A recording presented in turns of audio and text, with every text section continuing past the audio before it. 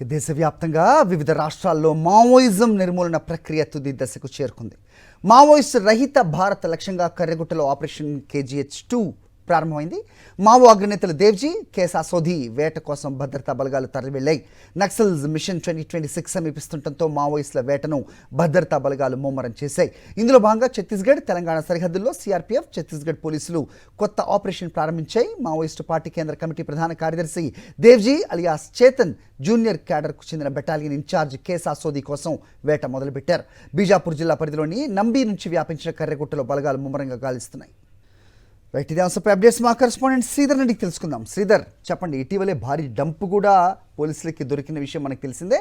మొత్తానికి ఇక రాష్ట్రం మొత్తం కూడా, మా దేశం మొత్తం కూడా మావోయిస్ట్ రహిత ప్రాంతంగా వెళ్ళాలనే కగార్ ఆపరేషన్ తుది దశకు చేరుకున్నట్టేనా? ఏంటి మీ దగ్గర ఉన్న ఇన్పుట్స్?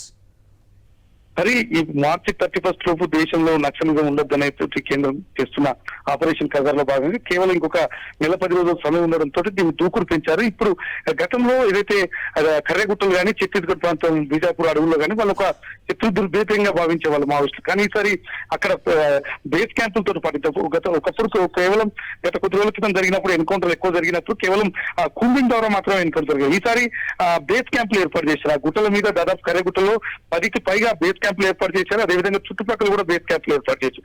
దీంతో మావోయిస్టులు ఎట్టి పరిస్థితులు కూడా మన తెలంగాణ వైపు గోదావరి ఉంటుంది, అదేవిధంగా ఆంధ్రప్రదేశ్ వైపు గోదావరి ఉంటుంది. ఈ బార్డర్లోనే వాళ్ళు దాన్ని టార్గెట్ చేసుకోవడానికి ముఖ్యంగా దేవ్జీ అండ్ దామోదర్ టార్గెట్ పెట్టుకున్నారు. ఎందుకంటే ఎన్ని ప్రయత్నాలు చేసినప్పుడు కూడా వాళ్ళిద్దరు లొంగిపోలేదు. వాళ్ళు మళ్ళీ అంటే వాళ్ళు కూడా మళ్ళీ ఉనికిని చాపే ప్రయత్నం చేస్తున్న నేపథ్యంలోనే మరి మొత్తానికి అంటే ఇప్పుడు మనం గత 2 రోజులుగా చూసినట్టయితే ఛత్తీస్గఢ్ బార్డర్ కర్రెగుట్టలు మొత్తం బేస్ క్యాంపులతో నిండిపోయిన దాదాపు 2000కు పైగా కేంద్ర బలగాలు మూవ్ చేస్తున్నాయి.